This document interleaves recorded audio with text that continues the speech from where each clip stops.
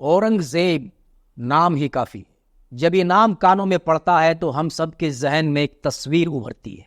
इस वक्त ये आपके जहन में भी उभर रही होगी।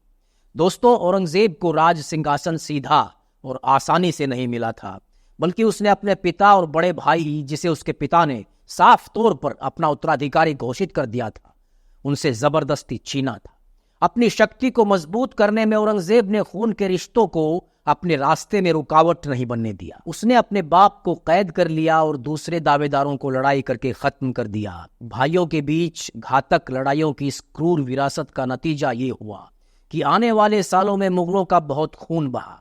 औरंगजेब का लंबा शासन सन 1658 में खून खराबे और मारकाट के साथ शुरू हुआ, जिसका द एंड उसकी प्राइवेट और ट्रेजिक स्टोरी से दक्षिणी भारत यानी साउथ इंडिया में हुआ।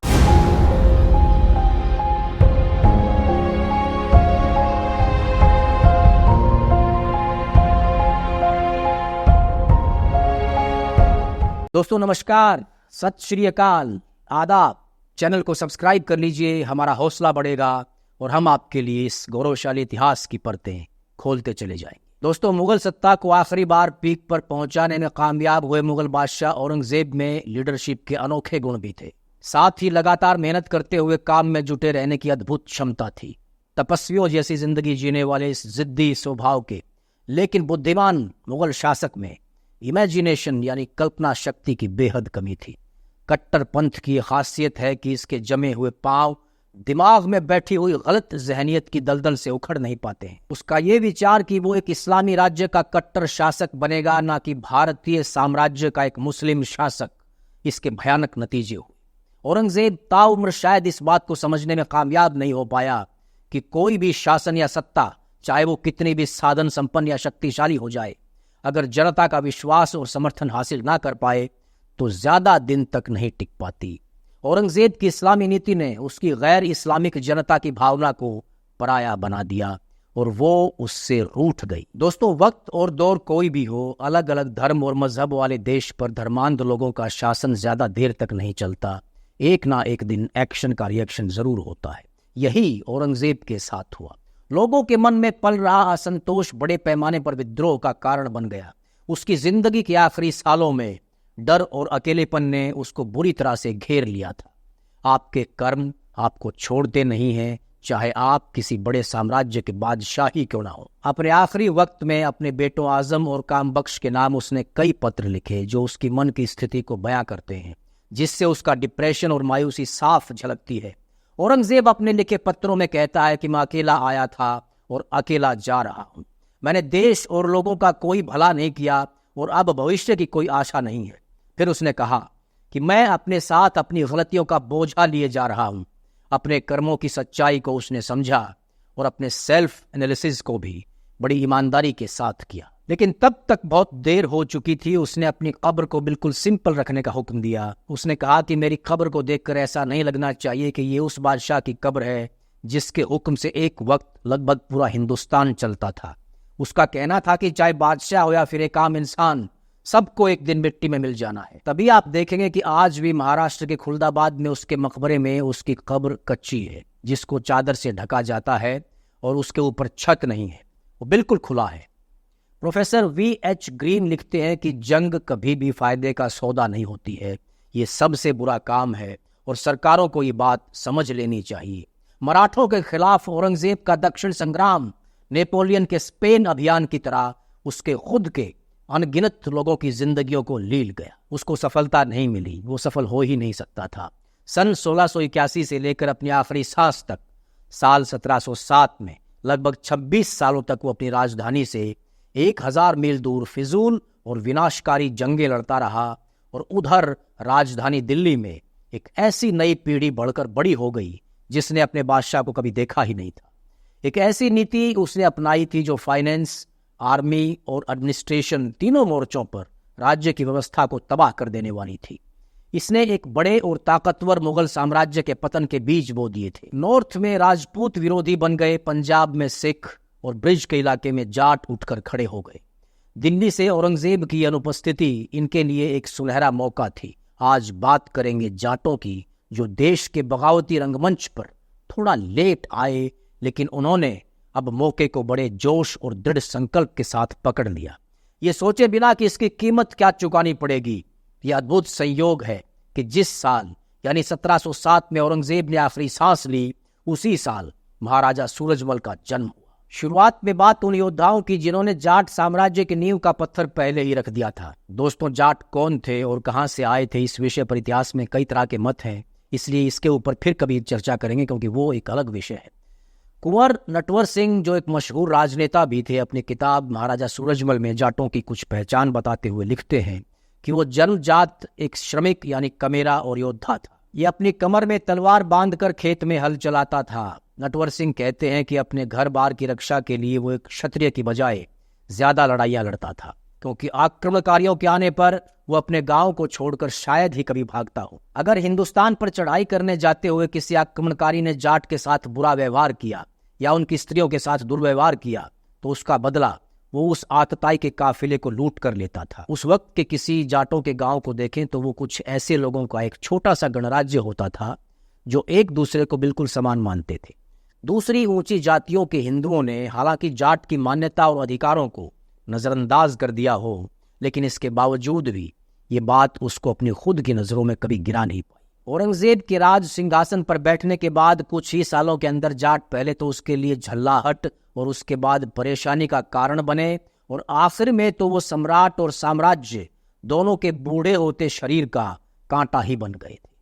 उनका इलाका शाही परगना था। इसका अर्थ अगर आप सही तरह से समझना चाहें तो ये उस जमाने का कुछ एनसीआर जैसा था, यानी राजधानी दिल्ली से सटा हुआ इलाका। ये दिल्ली के उत्तर से दक्षिण की तरफ लगभग 250 मील लंबा और 100 मील चौड़ा था। यमुना नदी इसको 2 हिस्सों में बराबर बांटती थी। दिल्ली और आगरा इस इलाके के 2 मेन शहर थे।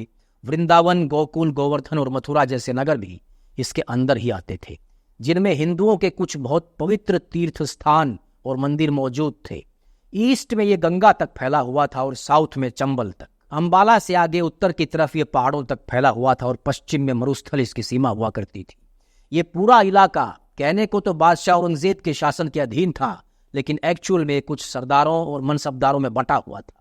जाट दबंग देहाती थे जिनसे रेवेन्यू कलेक्ट करना इतना आसान नहीं था। जबरदस्ती बल प्रयोग करके लिया जाता था। अपने गांव के चारों तरफ उन्होंने मिट्टी की मोटी मोटी दीवारें बना ली थी, जिनको सिर्फ तोप खाने से जीता जा सकता था। नटवर सिंह कहते हैं कि जब तक आगरा और दिल्ली में मजबूत और असरदार शासन रहा, तब तक जाट इलाका भी शांति बनाए रहा। वो लोग अपनी जमीन जोतते, मालगुजारी देते और सेना में भर्ती होते, इसलिए इतिहास भी उनकी उपेक्षा करता रहा। अब आया सन 1681, जब औरंगजेब पूरी तरह से दक्षिण की तरफ युद्ध अभियानों पर चला गया। उसके बेटे, उसके सीनियर आर्मी चीफ और उसके सलाहकार सभी उसके साथ साउथ में चले गए। दिल्ली में अब जो उसके दोयम दर्जे के लोग थे, उन्होंने सत्ता को संभाला। साउथ की लड़ाई अभियानों में हुए खर्च से दिल्ली का राजकोष खाली हो गया। बादशाह औरंगजेब के निरंकुश अफसर किसानों पर जुल्म जबरदस्ती करने लगे। लेकिन इन सब के बीच एक और नई बात उभर कर सामने आई, वो ये कि जो लोग मालगुजारी रोक लेते थे, मालगुजारी यानी खेती करने पर जो टैक्स लगता था उसको देने से इनकार कर देते थे, उनसे पूरी तरह से निपटने का दम अब मुगल साम्राज्य में नहीं दिखाई दे रहा था। औरंगजेब की इस दुर्दशा से शाही परगने यानी कि उस जमाने के एनसीआर के जाटों को एक अच्छा मौका मिल गया था। जिस प्रांत में जाटों की आबादी ज्यादा हो, वहां पर एक मजबूत प्रशासन चलाने वाले एडमिनिस्ट्रेटर की जरूरत थी, और उन इलाकों में लगातार चौकस रहना भी बहुत जरूरी था। कमजोर शासन के खिलाफ जाट बगावत पर उतारू हो जाते थे। इसी बात से परेशान होकर किसी विरोधी ने यह कहावत कही थी कि जाट और घाव बंधा हुआ ही भला। दिल्ली की केंद्रीय सत्ता जब कमजोर पड़ गई तो मुगल कर्मचारी उद्दंड और निरंकुश हो गए। मथुरा और आगरा के जाट एक लंबे वक्त तक उनके जुल्म और जबरदस्ती के शिकार होते रहे।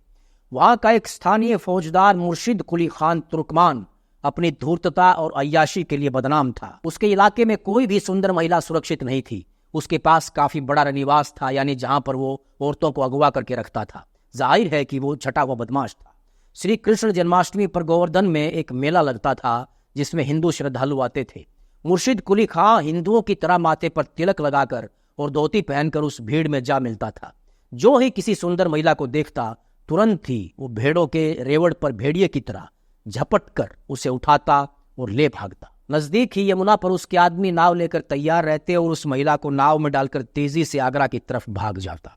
उस बेटी का बाप या उस महिला का पति शर्म के मारे और इज्जत मिट्टी में मिलने के डर से किसी को भी नहीं बताता कि उसकी बेटी या पत्नी का क्या हुआ। मुगल साम्राज्य के इन पदाधिकारियों का ये आचरण लोगों के मन में एक अंगारे की तरह सुलग रहा था। औरंगजेब ने कट्टर मुस्लिम अब्दुल नबी को मथुरा जिले का फौजदार बनाया। सन 1660 से 1669 तक वो इस पद पर रहा। हिंदुओं के प्रति उसकी भावना किस कदर कट्टर थी, ये इस बात से साबित होता है कि उसने मथुरा के ठीक बीचों बीच केशव देव मंदिर पर मस्जिद बनवाने का फैसला किया। इसी तरह के अत्याचार तब तक होते रहे जब तक उस इलाके के जाटों को एक बहादुर और काबिल नेता नहीं मिल गया। वो नेता उनको मिला गोकुल राम के रूप में, जिसे वहां के लोग गोकला कहते थे। उनके पिछले इतिहास के बारे में कोई खास जानकारी नहीं मिलती। 1660 और 1670 के दशकों में वो तिलपत के इलाके का एक नामी गिरामी जमींदार बन चुका था। तिलपत के जमींदार के रूप में उसने मुगल सत्ता को ऐसे समय चुनौती दी थी जब ये बड़ा ही जोखिम भरा काम था। उपेंद्र नाथ शर्मा अपनी किताब जाटों का नवीन इतिहास में कहते हैं कि उसका जन्म सिनसिनी में हुआ था और वो सूरजमल का पूर्वज था। वो जाट, गुर्जर और अहीर किसानों का नेता बन गया था। उसने कहा कि वो मुगलों को मालगुजारी देना बंद कर दें। शाही परगने के इलाके में एक मामूली से जमींदार के विद्रोह को सहन नहीं किया जा सकता था। औरंगजेब ने 2 दफा उसको नेस्तनाबूद करने के लिए सेना भेजी। उसके फौजदारों अंदाज खान और फिर हसन अली खान की अगुवाई में इन टुकड़ियों को भेजा गया। गोकला से समझौते के लिए भी बातचीत शुरू की गई। अगर वो उस लूट के माल को लौटा दे जिसको उसने जमा किया है तो उसे माफ कर दिया जाएगा और आगे भविष्य में उसे मुगल राज के खिलाफ मोर्चे को बंद करना होगा। लेकिन गोकला इस बात पर सहमत नहीं हुए। स्थिति बिगड़ती चली गई। तब खुद बादशाह औरंगजेब ने 28 नवंबर को दिल्ली से उस अशांत इलाके की तरफ प्रस्थान किया। ये कुछ ऐसा था कि एक मक्खी जैसी नाचीज को मारने के लिए भारी भरकम लोहे के घन का इस्तेमाल किया जा रहा हो। 4 दिसंबर को हसन अली खान ने ब्रह्मदेव सिसोदिया की मदद से गोकला और उसके साथियों के गांव पर हमला कर दिया। वो जबरदस्त बहादुरी के साथ लड़े लेकिन हार गए, लेकिन वो मुगलों की पकड़ में नहीं आए। इस लड़ाई में उनके 300 साथी मारे गए। इसके बाद गोकुला की मुश्किलें बढ़ती चली गईं। दिसंबर में बादशाह औरंगजेब की जिस सेना ने कई जाट किलों पर अधिकार कर लिया था, उनमें 200 घुड़सवार, 1000 बंदूकची, 1000 तीरंदाज, 25 तोपें और 1000 खाई खोदने वाले लोग शामिल थे। गोकला और उनके साथियों को खत्म करने के लिए सेना में और भी बढ़ोतरी की गई। जाट, अहीर और गुर्जर किसानों की 20,000 की तादाद वाली सेना के साथ गोकला ने हसन अली खान और रजीउद्दीन भागलपुरी की कमान में मुगल सेना का मुकाबला किया। गोकला और उसका चाचा उदय सिंह बेमिसाल बहादुरी के साथ लड़े, लेकिन मुगल तोपखाने का उनके पास कोई जवाब नहीं था। 3 दिन तक ये घमासान लड़ाई चली और तिलपत के मोर्चे को तोड़ दिया गया। दोनों पक्षों को भारी नुकसान उठाना पड़ा। लगभग 4000 मुगल सैनिक और 5000 के आसपास जाट सेना के सैनिक मारे गए। गोकला, उसके चाचा और दूसरे परिवार के लोगों को बंदी बना लिया गया। दोस्तों, अब यहाँ आकर ऐतिहासिक तथ्यों की सही और भरोसेमंद जानकारी नहीं मिल पाती है। कुछ इतिहासकार कहते हैं कि गोकला और उदय सिंह को आगरा ले जाया गया और जब उन्होंने मुसलमान बनने से इनकार कर दिया तो आगरा की कोतवाली के सामने उनकी बोटी बोटी काट कर फेंक दी गई। गोकला के बेटे और बेटी को मुसलमान बना दिया गया और उनको जवाहर खान नाजिर को सौंप दिया गया। लड़की की शादी गुलाम शाह कुली से कर दी गई और लड़के को कुरान पढ़ाया गया। कुंवर नटवर सिंह कहते हैं कि गोकला के परिवार को बंदी बना लिया गया। ये बात सच नहीं लगती, क्योंकि जब ऐसी स्थिति आती थी तो परिवार की महिलाएं, उस वक्त की बात कर रहा हूं, खुद दुश्मन के हाथ आने से पहले, परिवार की जो महिलाएं होती थी वो खुद दुश्मन के हाथ आने से पहले अपनी जान दे दिया करती थी। प्रोफेसर KR कानूनगो का स्पष्टीकरण ज्यादा ट्रस्टवर्दी लगता है। वो कहते हैं कि किसान लंबे अरसे तक धीरज के साथ बिना घबराए हुए डटकर लड़ते रहे, जो कि उनकी खास विशेषता है। लड़ते लड़ते जब उनकी हालत कमजोर हो गई और वो लड़ाई के लायक नहीं रहे तो उनमें से ज्यादातर ने अपनी स्त्रियों को मौत के घाट उतार दिया और अपनी जान का महंगे से महंगा सौदा करने के लिए मुगलों पर टूट पड़े। वीर गोकला का खून व्यर्थ में नहीं बहा। उसने जाटों के दिलों में आजादी के नए बीज बो दिए।